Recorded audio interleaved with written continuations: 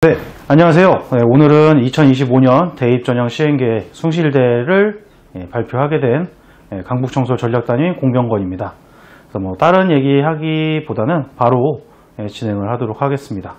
2025년 숭실대 같은 경우에는 몇 가지 조금 변형되는 것들이 있는데 그 변형되는 것들이 어떤 의도를 담고 있는지, 그 다음에 그걸로 인해서 어떤 변화가 생기게 되는지에 대해서 말씀을 드릴 건데요.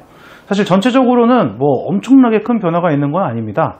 근데 이제 전형 요소 같은 경우에 반영 비율이 변경이 되고, 그 다음에 학생부 우수자, 논술 우수자, 수능 최저학력 기준이 변경이 되고, 그 다음에 기회균형 전형이라든지 특수교육 대상자 전형이라든지 지원자 확대되고, 그 다음에 소프트웨어 우수자 전형 모집 단위를 확대를 해서 그거는 이제 과에서 뽑는 인원들이 좀 늘어나는 거죠.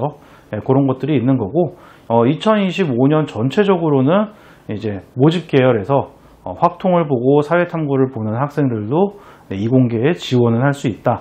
요거를 이제 가장 기본적인 기조로 가지고 간다고 생각을 하시면 됩니다. 그러니까 숭실대뿐만이 아니라 2025년에는 인서울 학교들은 대부분 그런 기조는 가지고 가는 거고, 그게 이제 최저를 맞추는 데 있어서도 마찬가지로 적용이 된다고 보시면 되는데요.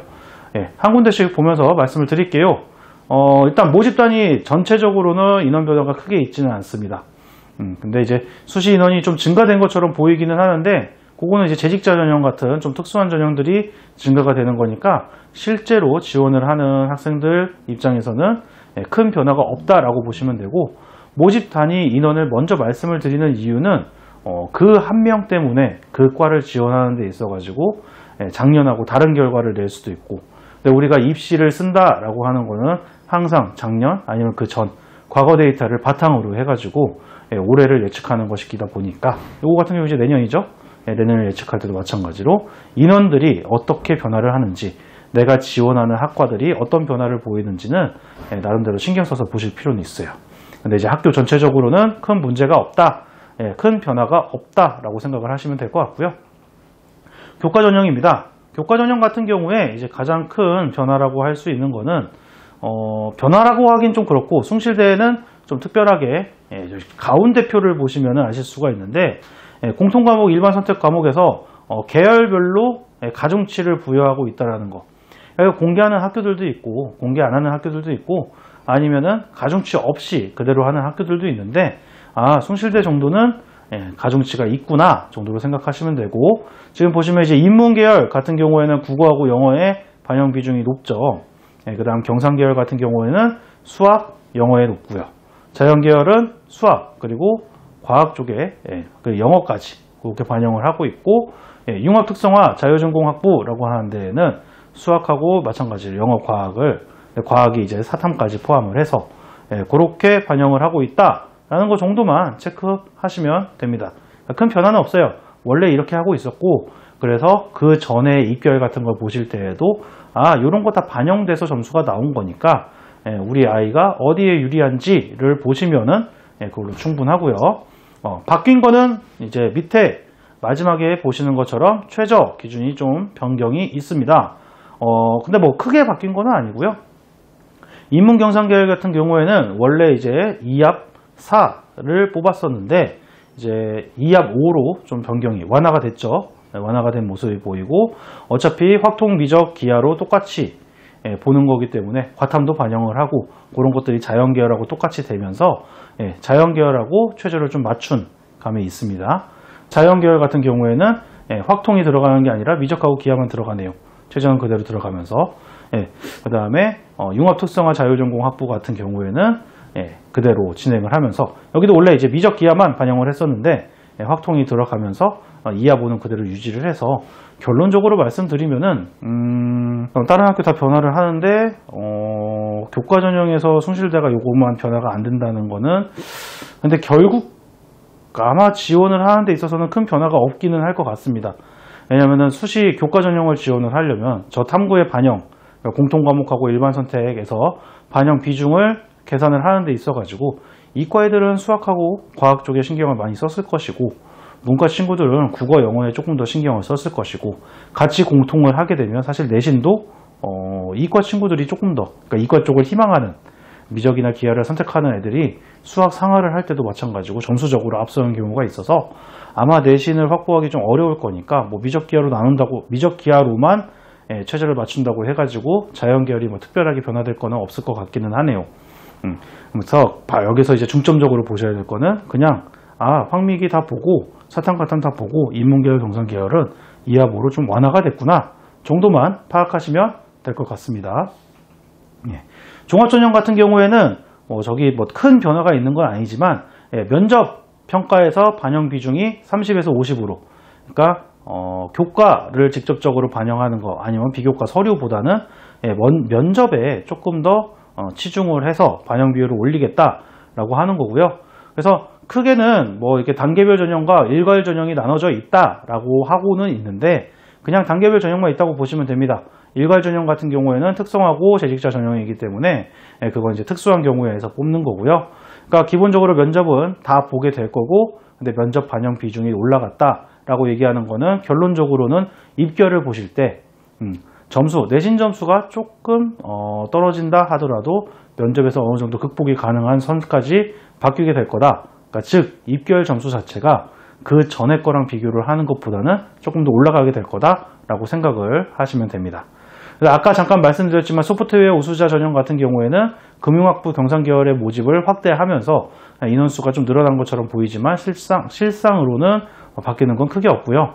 그렇다고 해서 소프트웨어 우수자 전형이 특별하게 따로 뽑는 전형이냐 하면 그것도 아닙니다. 그냥 저 학과들은 저 전형으로 뽑는 똑같은 학종이다 라고 생각을 하시면 됩니다. 그리고 이 종합전형 같은 경우 숭실대는 수능 최저가 없고요. 논술 같은 경우는 논술도 마찬가지 면접이 50으로 늘어났듯이 원래 논술이 62고 교과가 40이었던 전형이 논술 80, 교과 20으로 교과 반영 기준을 낮췄습니다. 이러면은 입결 컷이 공개를 될 때는 아무래도 입결이 조금 더 낮아지는 효과를 보이게 될 겁니다. 그러니까 내신 점수가 조금 모자르더라도 논술로 충분히 커버할 수 있다가 되는 거고 그래서 논술에서 조금 더 우위를 점하는 학생들이 지원하시면 좋을 것 같고요. 그 다음에 교과 성적 가중치는 똑같습니다. 인문계열, 경상계열, 자연계열. 근데 여기에서 이제 소프트웨어 쪽이 빠진 그거는 논술로 안 뽑으니까 그냥 그렇게 생각하시면 되고요. 그래서 바뀐 거는 마찬가지로 근데 여기에서 이제 조금 교과 전형하고 구별을 하셔야 되는 게 교과 전형 같은 경우에 자연계열 같은 경우에 확통이 들어가지 않았었죠. 사탐도 빠졌었고 그런데 논술 우수자에서는 확미기가 전부 다 들어가고 사탐 가탐도 들어간다는 거. 물론 자연계열 논술이다 보니까 수리 논술이 들어가게 될 거고요. 마찬가지로 수학을 잘하는 학생들이 지원하게 될 거니까 실제로 확통을 선택하고 지원하는 애들이 얼마나 될지는 미지수에 가깝습니다. 사실 없을 가능성이 더 높고요.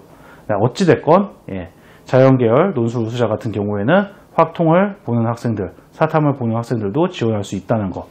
그 정도만 참고하시면 될 것 같습니다. 마지막으로 수능 전형 같은 경우에는 말씀드린 것처럼 자연계열을 뽑을 때에도 확통하고 사탐 모두 반영한다라는 게 핵심인데요. 자연 1계열 거기에 따른 이제 그 학과들이 있고요. 그 학과들이 미적 기하를 할 경우에 표준 점수의 7.0%를 가산한다. 그 다음에 과학을 응시하는 학생들은 100분위 점수에서 각각 2.5%씩 가산을 한다. 그 다음에 자연 2 계열 같은 경우에는 5% 가산에 2.5%. 그러니까 탐구는 그냥 똑같이 가산을 하는 거고요. 그 다음에 수학의 가중치를 어디다가 조금씩 두냐 정도인 건데요. 그냥 표 보시면서요. 원어학과를 가고 싶어요. 그 학과를 가는데 이런 반영 비율을 가지고 한다 정도만 보시면 될 것 같고요. 그 다음에 영어 등급별 배점도 이제 저렇게 1, 2등급까지는 오케이. 근데 3등급은 조금 어려울 수 있다. 그런 차이를 좀 보여주고 4등급은 거의 지원하지 마라. 그런 얘기를 하고 있는 거죠. 그리고 한국사 같은 경우에 대부분의 학교들은 사실 저렇게 1등급, 2등급, 3등급, 4등급을 나눠놓지 않는데 숭실대 같은 경우에는 가산점을 부여하는데 1등급에 4점, 2등급에 3.5점, 3등급에 3점, 4등급에 2.5점으로 이런 식으로 좀 배치를 하고 있다는 것도 다른 학교하고 조금 구별되는 점이니까 이런 걸 좀 보시면 될 것 같습니다.